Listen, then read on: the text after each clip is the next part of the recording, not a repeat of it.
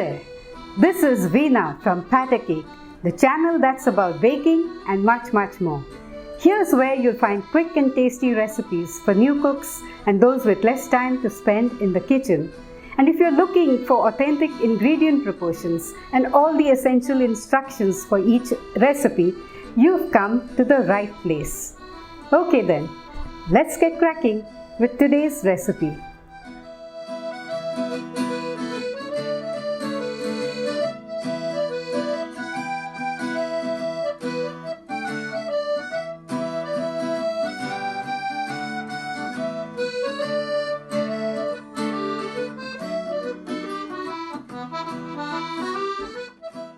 Welcome back. Today's atta and chocolate cookies are crisp, delicious and fun to make. They could be some of the best cookies you've tasted. No exaggeration. What's more, they are made with whole wheat flour, so they are healthier too. The wheat flour we are using is the regular fine atta that we use to make chapatis and rotis. The recipe itself couldn't be any simpler. Besides, you'll enjoy molding these cookies by hand into shapes of your choice. Even children could be eager to lend a hand with making them and undoubtedly feasting on them afterwards. Now let's get down to making these flavorful cookies right here at Atta Cake.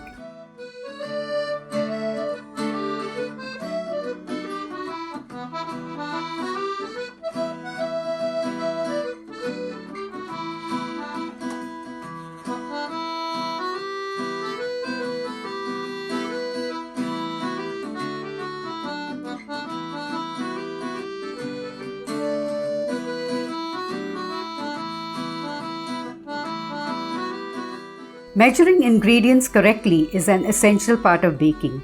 In fact, one of the most common mistakes people make while trying out a baking recipe is measuring the flour incorrectly. While measuring flour, never scoop it out with a measuring cup directly from your bin. You'll end up using more flour than a recipe demands. You could go more wrong with whole wheat flour, as it tends to settle inside a flour container even more compactly than all-purpose flour. So always loosen flour a bit in your flour bin before measuring it. Then after filling up your measuring cup, level it off lightly with a knife or anything with a straight edge. I'll have more tips for you as we proceed with today's recipe, so do watch till the end. We'll begin by sifting 1.5 cups of whole wheat flour.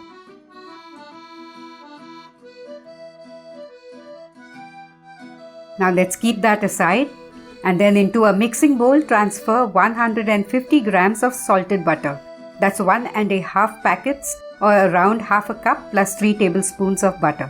If you don't have salted butter, you could use unsalted butter and half a teaspoon of salt instead. To this, we'll add 100 grams of finely powdered sugar. I had ground 100 grams, that is around 7 tablespoons of granulated sugar, as finely as I could. You could also directly use 100 grams of commercially available icing or powdered sugar. By volume, that would be 3/4 of a cup plus 1 tablespoon. Our butter is at room temperature, but not too soft. Creaming the butter and sugar well is an important step in this recipe. Cream the mix well with a whisk or wooden spoon till it's pale yellow in color. Let's add a 1/4 teaspoon of baking powder and whip everything well again.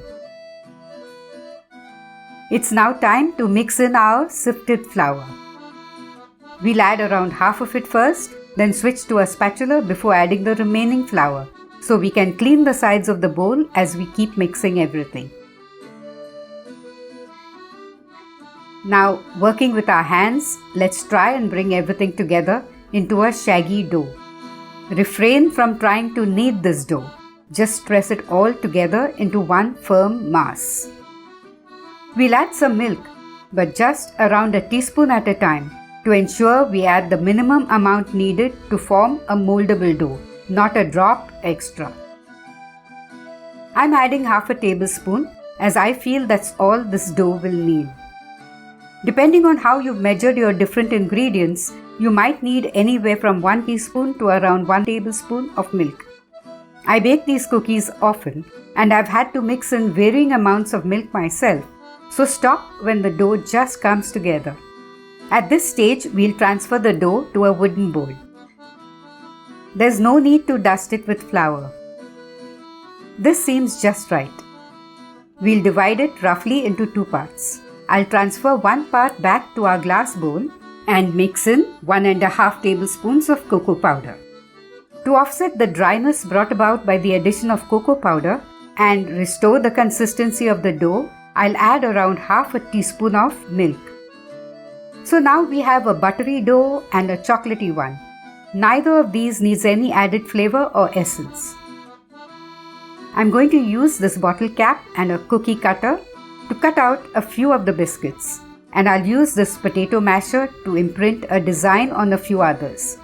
I'll need a little milk to stick pieces of these two together to make our fusion cookies.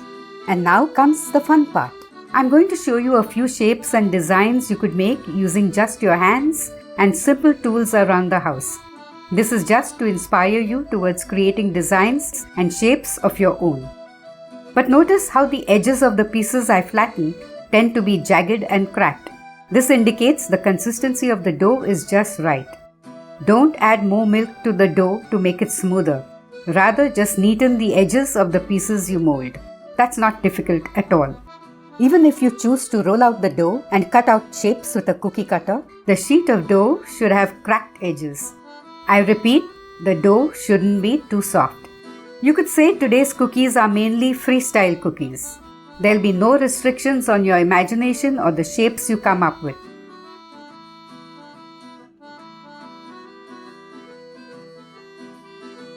I'll be posting new videos around once a week.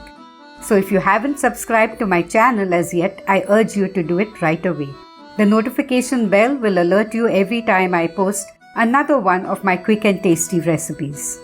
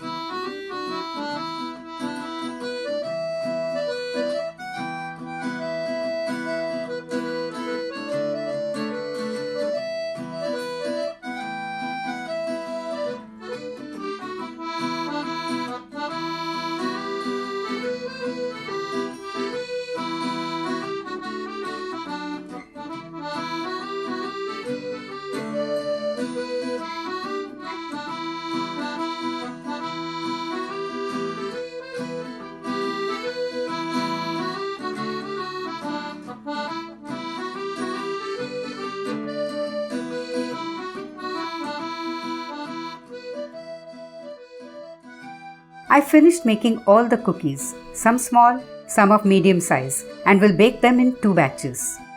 Here's the first lot with the medium size ones, which I have transferred to a butter paper lined tray.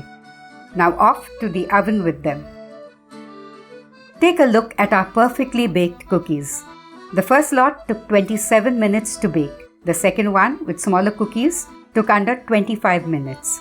Since different ovens produce different results, check them after around 22 minutes.